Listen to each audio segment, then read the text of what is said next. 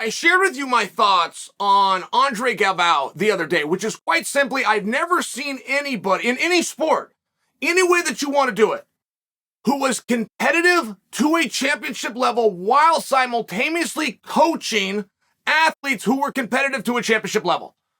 Andre rolls into Abu Dhabi as the champion. He is the champion. Oh, by the way, Ruotolo goes and wins the world championship himself. Just by example, I bring up Ruotolo because he's getting ready to compete. So you get the coach who can win the gold medal while training, coaching, and preparing other guys to do it. It's very rare, right? You've either got to coach or compete, but you have to pick one. And everybody will tell you that.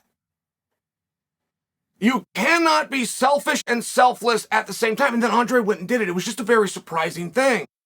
But everywhere I go in the world of grappling, I'm seeing these names popping up. And grappling is getting more and more competitive. And I wish that people would step forward and tell the story accurately, which this is a cutthroat business, and there are some guys that are extremely serious about it. The Danaher Death Squad wants everything. They want every win, every champion, every weight, every time. They want everything. Eddie Bravo wants the same thing. He's got a band of hammers. He wants them to understand the rule set. He wants them to understand techniques that largely have to do with flexibility. That's a whole nother story. Danaher's largely to do with lower waist, right? They have their own intricacies, and then they go put it on the line anytime that they can. But Andre Galvao's team is doing the exact same thing. And it's very tough to know who's where because you have so many different skill sets. You have so many different rule sets. If we could find a rule set, and that's the thing that I feel that One Championship is doing. They're the one bringing the most eyes, the most beautiful production, and putting down the most money. So in a very short period of time, they will be the leader, and that will be the rule set. And we can finally get Atos versus 10th Planet versus the Death Squad versus whoever else has the courage to step forward. And they're out there. They're out there right now. They just don't know how to emerge into this battle and competition. At any rate, I've never seen it. My uncle won 2 NBA championships and an Olympic gold medal, right? I mean, I've grown up around sports. I lived at the Olympic Training Center. I'm around a lot of sports. I've never seen anybody be able to coach and compete simultaneously at that level. One always sacrificed, so I went out to Andres. Call him up. He's a longtime friend of mine, former competitor. We had a match many years ago, but I've got a relationship with him. I called him up and said, man, I just want to come in. I'm going to bring a camera, and I'm going to stand everybody's way. I just want to observe what's happening, then I want to bring it to the audience. So this is from 3 days ago at Andre's gym. Enjoy. So we're going to start straight here. I'm going to show you 2 ways to attack him when he's standing, and then 2 ways to attack when he's like, stand up your knees and hands on the floor, when he's like this. So when he's right here, we're going to grab right around his waist. I move to the side and I'm holding, okay? So my head needs to face the side of my hands. So I cannot be this way. I cannot be like this. So now if I move this way, it's super trapped, okay? So my goal is to step and go with my inner thigh in front of his thigh. So what I'm gonna do, I'm gonna step and then I lift, then I toss him to the floor. Now it's time for me to start working on the back take. I go for a high crotch right here, step my leg between, falls, set up the hook, get a twister hook, okay? Once I do that, extend my leg and get the seat belt. And now, take his back. Step 1, dropping. Step 2, stand up. Then you split, have the first hook, seat belt, cover the thigh. And take the back, okay? Let's go 1, 2, 3. I first met Kade Ruotolo back in the day. He was a very small kid running around the tournaments. Always big smile, him and his brother. Kade started training with me back in 2016. He was 14 years old. Sometimes you gotta do this. Yeah, even before they do that though, like obviously there's the slam and then there's just the one where we just sink, you know, like They've been training here for the past 6 years. When he came here, he was an orange belt. I like to use the one that, just yeah. so if this is the warning area or the cage, you know, it's Kade right now is 19 years old, super young, a black belt. He became a black belt with 18 years old. Now I like this detail. He's not fully mature physical-wise. Right now, like he has like still like a teenager body. I believe he's like 30% of his potential. There's a lot for him to improve just by improving his physical aspect. Yeah. I cannot turn afterwards. Right. Even if you turn into me, you almost turn into like a triangle. Yeah, exactly. Or if I turn this way. Sick. There's so much for him to improve in many aspects. And Jiu-Jitsu doesn't stop evolving. Imagine like in 5 years, the sport will evolve so much, and Kade is part of this modern side of Jiu-Jitsu, and he's gonna be there for a while. This hand goes over my neck. Yeah, because I'm gonna try to come back here. You know. Yeah, I like that. Sick. Kade can handle the pressure. He's been handling the pressure for a while. Not only him, but his brother as well. Their parents has such a great role in their career. They both are very famous since they're little. Everybody knows them since they're like 5 years old, 6 years old, and they are amazing human being, very humble. How do you feel about your one match? I'm excited. I'm amping for sure. I'm excited to test my wrestling. Is the main thing. You know, I know he's gonna be a very strong judo and a strong wrestler. So, you know, I'm excited to try and put him down and get the finish. And that's just my goal every time I start a match: take down, pass, submit. You know, so I'm just not gonna have anything change for this one. As long as we're the best version of ourselves, we should get the win.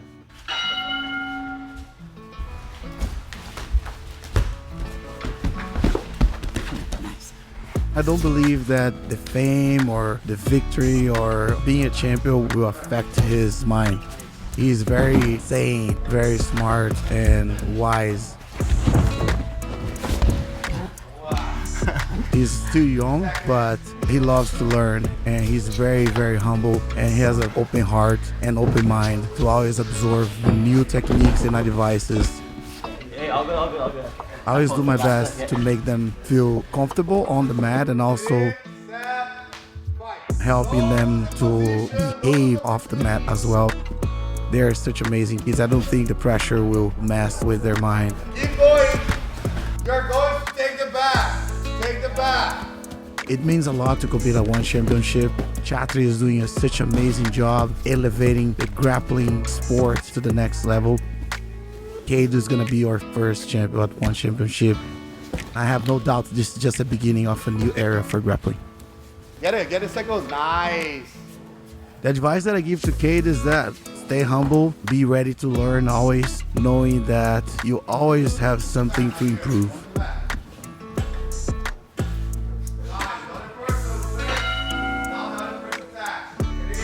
Kade does that really well. He has an open heart. He likes to come up with new tricks, new positions, new techniques. He studies Jiu-Jitsu a lot. All right, start again. You see, it works. 20 seconds. How does the cage change things for you guys? The cage? Yes, a lot. The environment is different, you know. We use a lot of the wall. If you see like the last fight, Kade like pushed the wall, like pushed the cage like to take the back of his opponent, of Aoki. I think the cage changed a lot the environment. That's what I felt when I fought at the one championship as well. Because we change the environment, it becomes a different fight. But Kade is smart. He has a high IQ for fighting, so he knows where he's going, and he's gonna have no problem with that.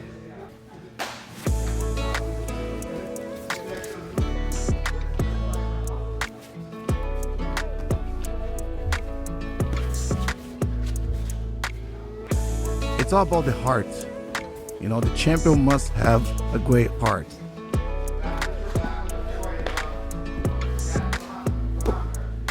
Your mind can be on the clouds in a way of like dreaming and, you know, achieving goals and things like that, but also you gotta keep your feet on the floor.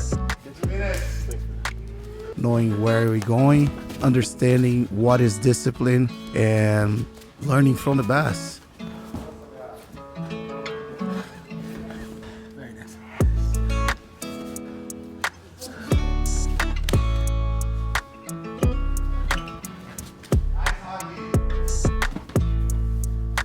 Thankfully, we have a great team right here. We give a great support for them, and I believe Kade is gonna be the best pound for pound fighter in Jiu-Jitsu one day. I have no doubt of that. He's already there. I'm not saying like, okay, he can be unstoppable. Yeah, people win and lose, especially when they fight a lot. But I believe he can do great things. I appreciate it, bro. It's just the beginning. So never had first class on like a real fight, you know. Soon. It's time. Soon. Yeah, it's coming. It's coming. Say Chati, hey.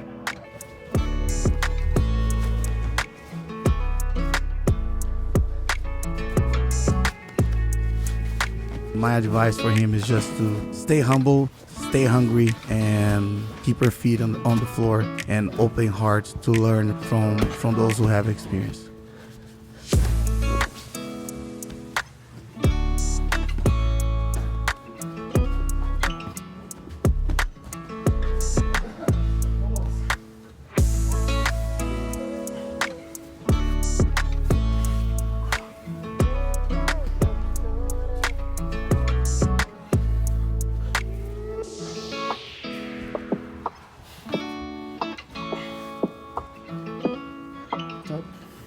This is another massive opportunity. You know, every time I step out on those mats under like a big show, a big stage, they could all mean something differently, right? But I just try to think of them all the same as like an opportunity, you know, and just gotta seize the opportunity.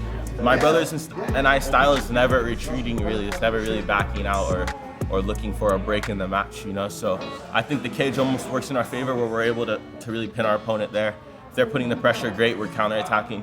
And then I think that one of the problems we run into is when guys are very defensive and we can't really find the submission. I think the cage helps a little bit in that regard where they can't really kind of use the out of bounds, use the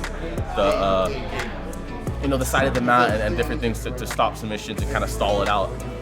We're in closed counters, right? We're in closed space, so there's not much running to be done. So I'm excited. One is doing the best, not only bringing the highest level grapplers, but they're bringing a lot of the most exciting grapplers, which I think is really important. Just for, you know, from a viewer's perspective, no one wants to watch boring matches, right? So one of the biggest platforms that we've had for Jiu-Jitsu from a viewer's perspective, and yeah, they're doing amazing things. So I'm super stoked on the future and then to see some future matchups that we have coming on. 1, 2, 3. Yeah. So, how'd you say it one more time? Your name? Mauro. Mauro. Super cool. Okay, nice to meet you.